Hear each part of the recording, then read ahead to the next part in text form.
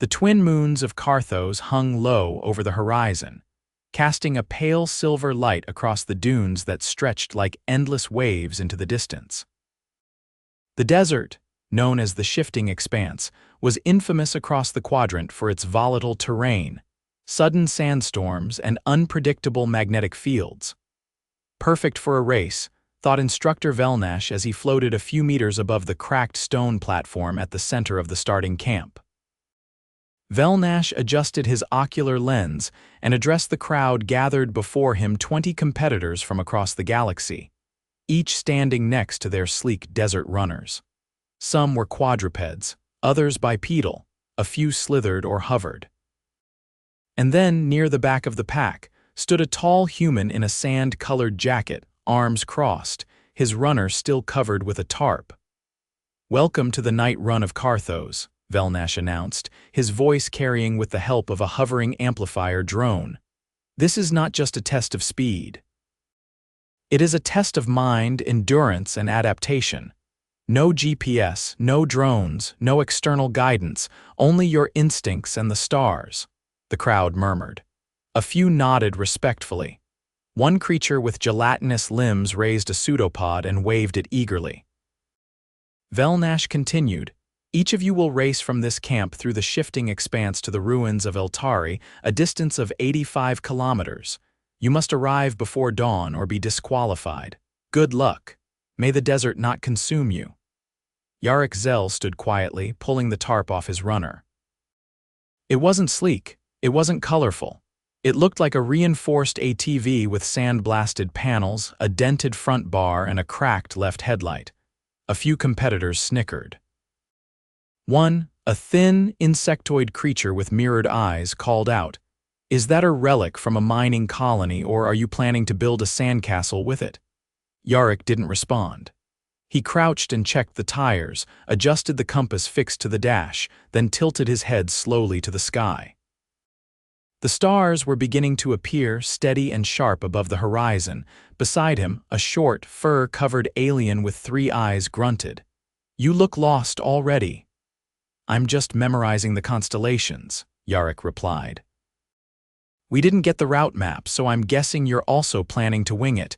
The furry alien tilted its head. "You're not using a guidance core?" "Nope." "That's absurd." "Maybe," Yarik said, "but not impossible." Velnash raised a long limb and brought it down, signaling the start. Engines, hover modules, and propulsion cores lit up in bursts of light. The desert runners launched forward, kicking up sand and dust in a storm of motion. Yarik's vehicle groaned to life. He guided it slowly at first, letting the others surge ahead. He wasn't here to win the first kilometer. He was here to finish the last one. He turned the wheel slightly and made for the northern ridge, away from the main pack.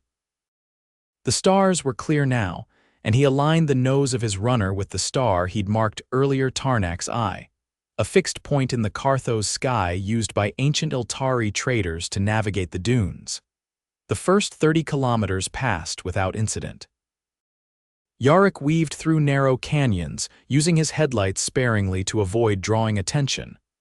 A few runners zipped by on high-powered anti-grav units, their riders laughing as they passed. He ignored them. He kept his eyes on the sky, then came the storm. It hit without warning, as Karthos storms often did. A wall of sand and wind swept across the desert, blotting out the stars and knocking over 2 competitors who had been neck and neck on a ridge. Yarik slammed his brakes and ducked low, covering his mouth with a scarf.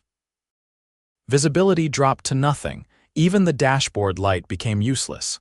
He killed the engine and waited. Minutes passed, or maybe longer. But he knew how to wait. He had spent weeks in the Atacama and months in Antarctica during his training days. The sandstorm howled like a thing alive, but eventually it began to thin. When the stars peeked through again, he realigned himself. The other racers were nowhere to be seen. Maybe they had found shelter, maybe they were lost. He didn't think about it. At the 40-kilometer mark, the dunes rose into jagged cliffs. The vehicle couldn't climb them. He dismounted and checked his map sketch hand drawn based on the ruin's position relative to Tarnak's Eye. There should be a pass nearby. He walked, dragging a line in the sand to mark his path back.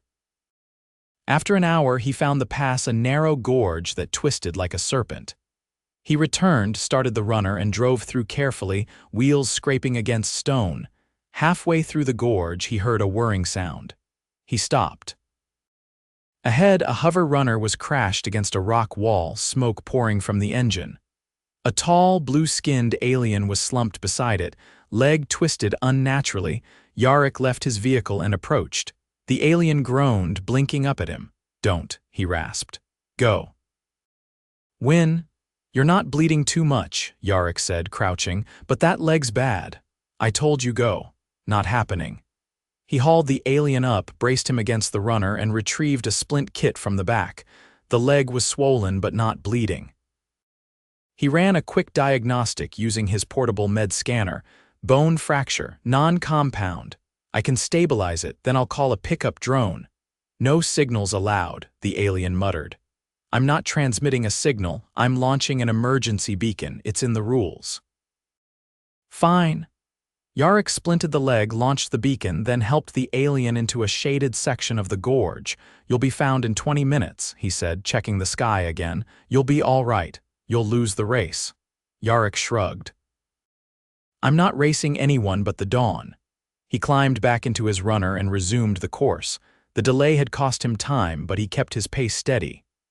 The stars had moved slightly, but his path was still true. At 60 kilometers, the terrain flattened, a wide basin of fine, loose sand. His wheels sank. Progress slowed. He adjusted the tire pressure, then got out and attached traction plates to the front wheels. As he worked, another racer sped past, hovering inches above the sand. It was the insectoid from earlier, still building sandcastles, the creature shouted. Yarik didn't reply. He finished attaching the plates, got in, and moved forward slowly but steadily. The insectoid was fast, but fast wasn't always smart. 5 kilometers later, he found the hover runner stuck in a sinkhole, its propulsion core sparking.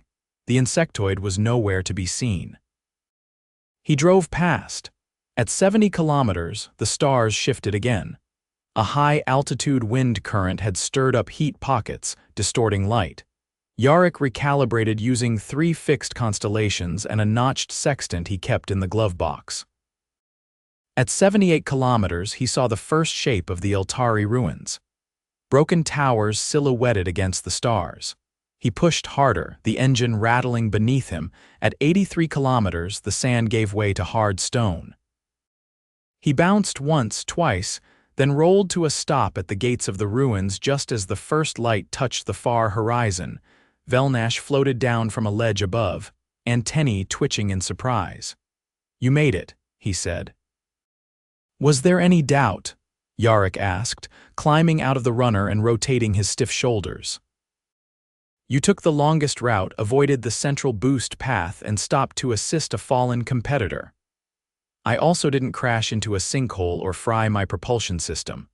Velnash paused, then nodded slowly. "You win, not by speed, but by endurance, navigation, and judgment. The desert favors those who respect it." Yarik looked up at the fading stars. "They never lied to me." A few other racers limped into the ruins over the next hour. Some were carried, most were silent. The storm had scattered them. The desert had tested them. But only one had read the sky like scripture and crossed the dunes without losing his way. The day after the night run, the ruins of Eltari buzzed with activity. Not from archaeologists or traders, but from competitors nursing bruises to both body and pride. And from the observers' ambassadors, journalists, and planetary liaisons who had arrived in sleek shuttles once the sun rose. Yarik sat cross-legged on a sun-warmed slab of stone, a tin cup of rehydrated coffee balanced on his knee. He watched a lanky, two-headed being attempt to argue with one of the race organizers over the meaning of disqualified due to external assistance. It wasn't going well. A shadow passed over him, not from the sun, but from the towering form of Instructor Velnash, who hovered with all the grace of a librarian stalking an overdue borrower. "You are late for the debrief," Velnash said. "I wasn't aware there was one. There is always a debrief, especially after." Anomalies. Yarik stood, dusting off the backs of his legs. Is that what I am now, a statistical hiccup? No, you are a variable. Variables are worse.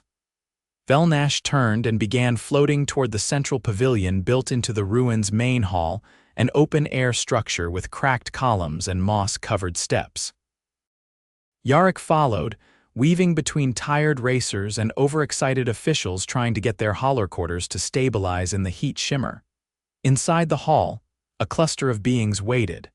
Some were still in partial race gear, others had changed into light robes or cooling wraps. One of the racers, a single-eyed reptilian with a bandaged tail, narrowed his gaze at Yarik but said nothing. Sit, Velnash instructed. Yarik chose a low stone bench near the edge, away from the central plinth. A translator orb hovered near the ceiling, slowly rotating to capture every word.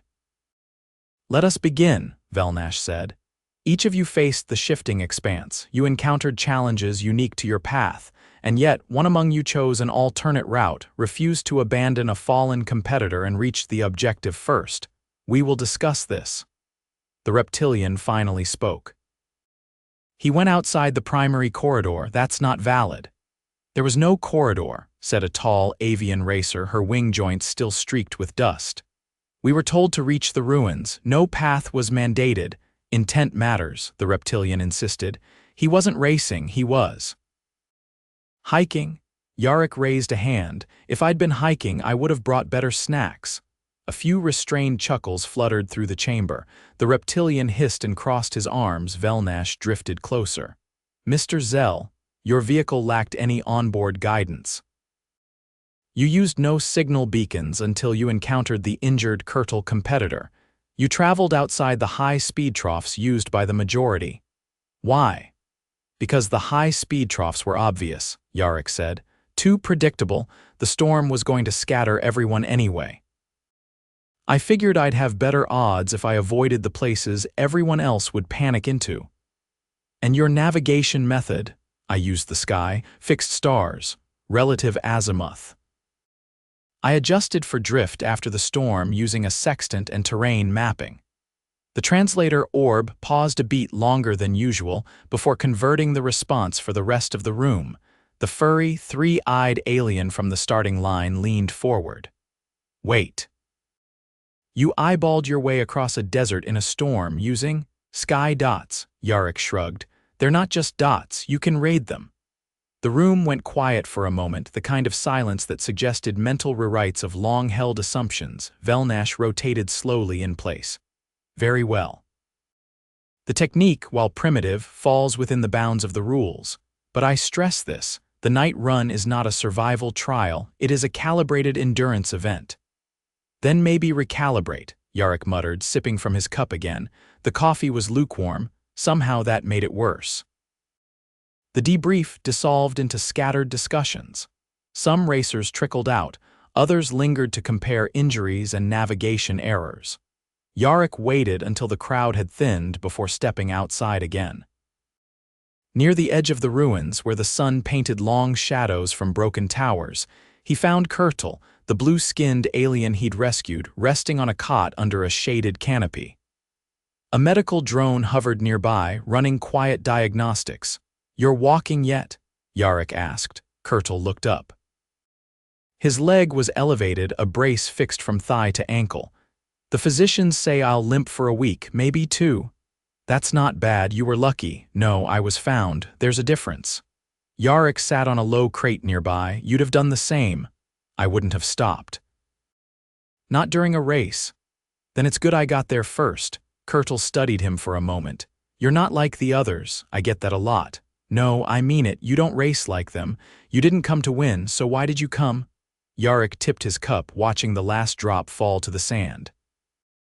I needed to see if I still had the edge. For what? For surviving. It's like a muscle, you don't use it, it atrophies. Kurtle gave a quiet exhale, the kind that passed for a laugh in his species. You ever consider training others? Some of these racers could use it. I've trained people before, doesn't always stick. Why not? They want shortcuts. I don't teach shortcuts. A pause. Then Kurtle said, "You should return for next year's run. If you do, I'll beat you." Yarik grinned. "I hope so.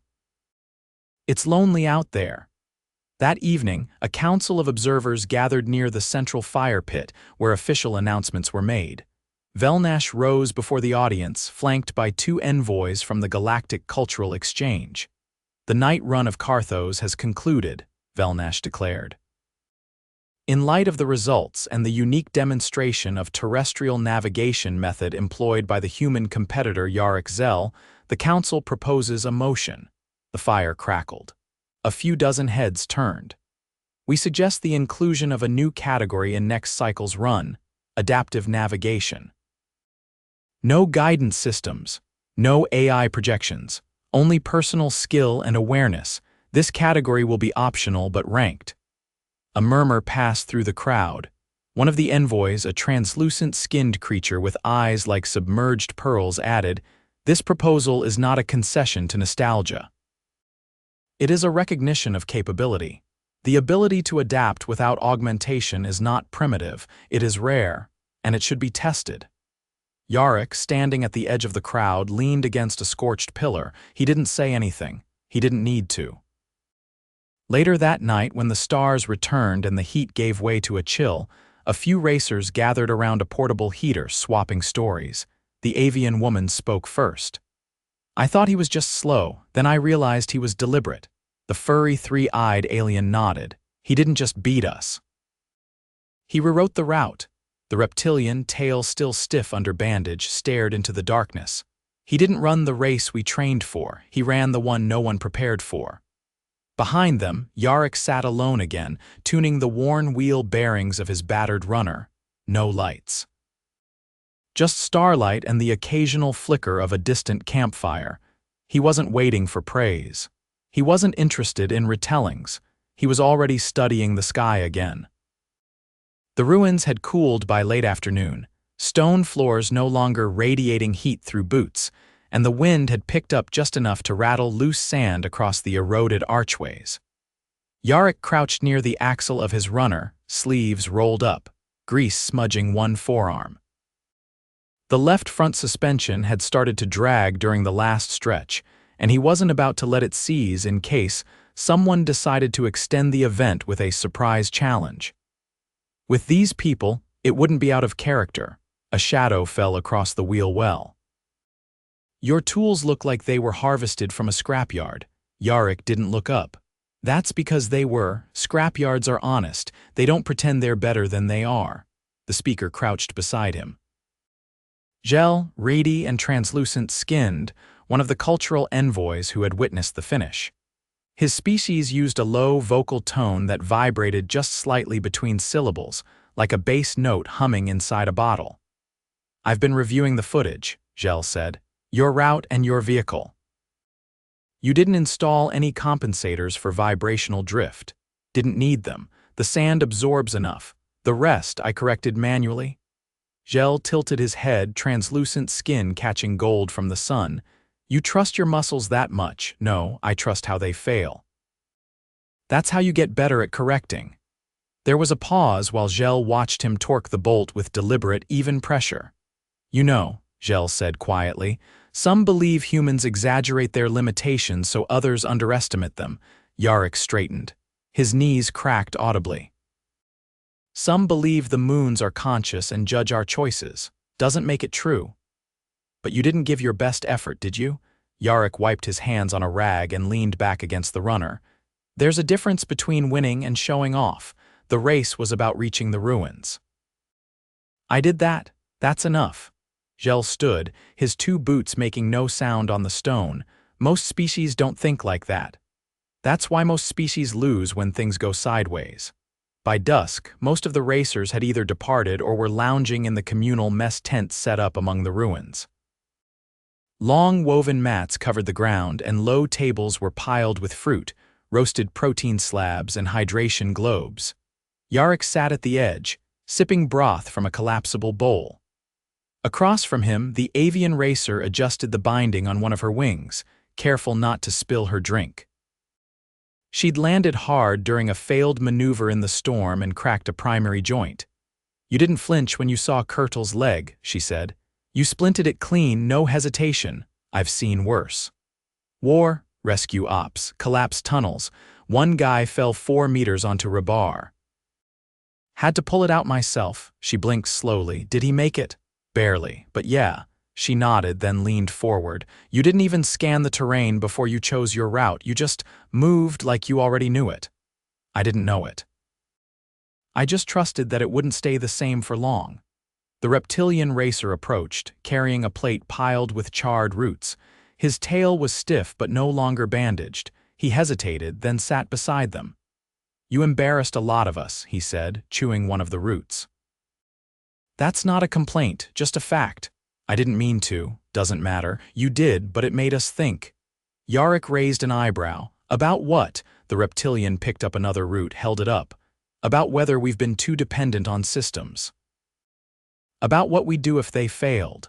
The avian racer reached for a globe of water.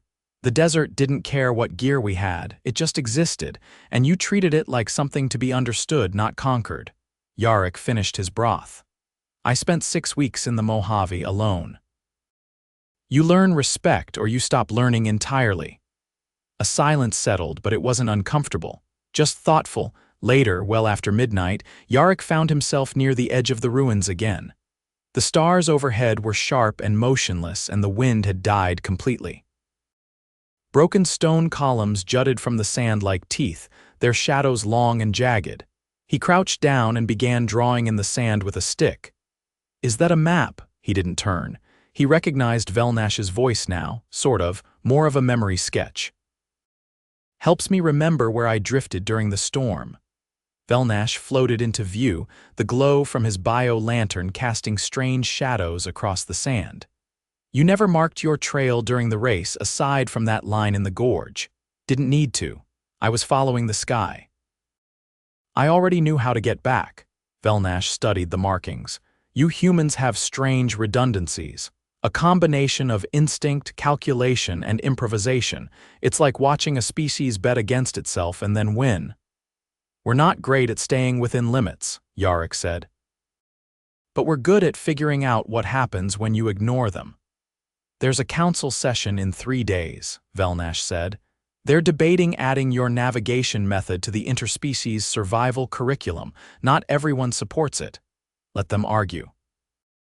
I'm not here to evangelize, but you could teach it, not just the method, the mindset. Yarik drew a line through his map with the stick, wiping half of it away. You can't teach mindset, you can only show what works when everything else fails. Velnash floated lower, his tone measured. You didn't come here for glory or for challenge, you came to see if you could still do it. Why? Because I've been behind desks too long. Because I needed to know if I still trusted myself when there's no one else to blame. Velnash was silent for a moment, then began to ascend again. You passed your test. Yarik looked up. I wasn't the only one being tested. By sunrise, the camp was nearly packed. Shuttles waited in the clearing beyond the ruins, and racers loaded their gear in silence, the kind that follows a shared ordeal. Yarik stood beside his runner, now cleaned and patched. The cracked headlight was still broken. He'd leave it that way. Zell approached one last time, carrying a data crystal. This is the full route overlay, he said. Yours compared to the others. We're archiving it. Yarik took it and pocketed it. You think anyone'll use it? Maybe, if they're wise. He offered a hand, a rare gesture for his species. Yarik shook it without hesitation. Then, without ceremony, he climbed into the runner and turned the ignition. The engine coughed, then purred. He nudged the throttle and eased away from the ruins, kicking up a trail of dust that quickly vanished into the morning light. He didn't look back. There was no need. The desert had already told him what he needed to know, and he had listened.